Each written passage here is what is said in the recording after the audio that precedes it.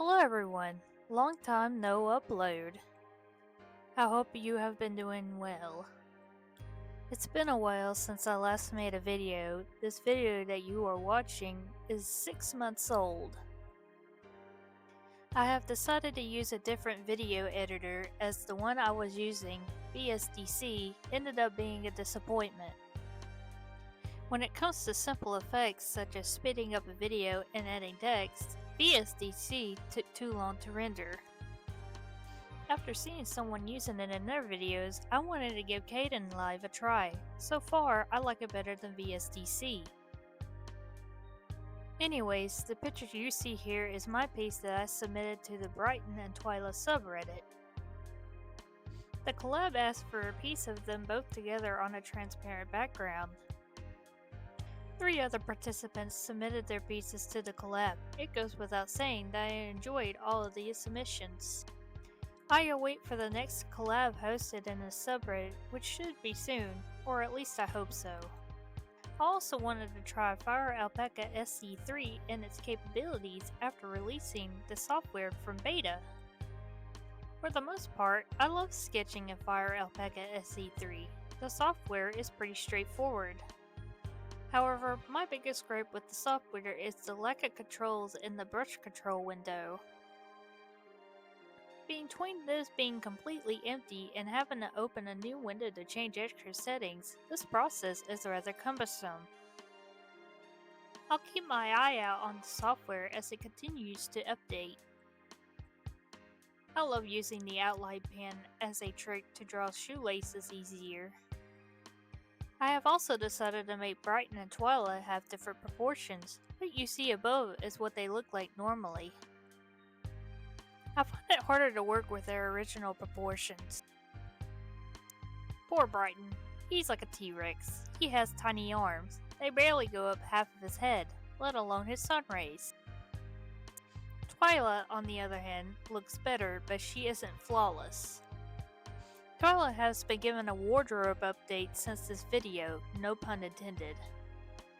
After using transfer tools to correct the sketches, I made the screen line art that will be BriTwi's color base. Likewise, I use orange for Twyla's. I then start to add more colors when using layers, as well as clipping them.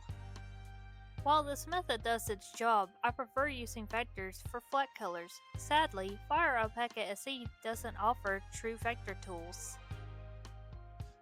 I really like the boots I gave Twyla. I find her gorgeous here. I went back to do BriTwi's after finishing up Twyla's. Same process as before.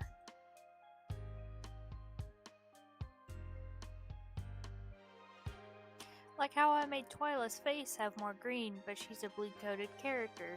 Also, BriTwi is more dressed as a ruler. Personally, I like the idea that Clockwork Castle, while shared, is more BriTwi's turf. The black pants is a little nod of his original 3D model.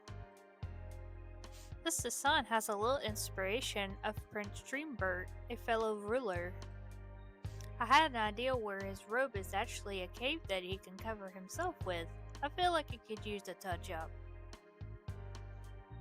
After adding my flats, I would create new layers and block in my shadows and highlights. I really love the lighting direction and the brush textures here.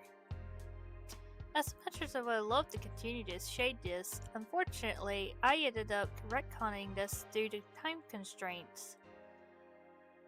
It's a shame, but it is what it is. I opted to go for a more simpler and faster art style. Right now, I am adding in black and white lines for detail. The colors will be changed later for eye appeal. FireAlpaca SE offers a feature where you can value check your values by using the grayscale display option. It's always a good idea to check your values for contrast. By changing the line color, the image looks less flat.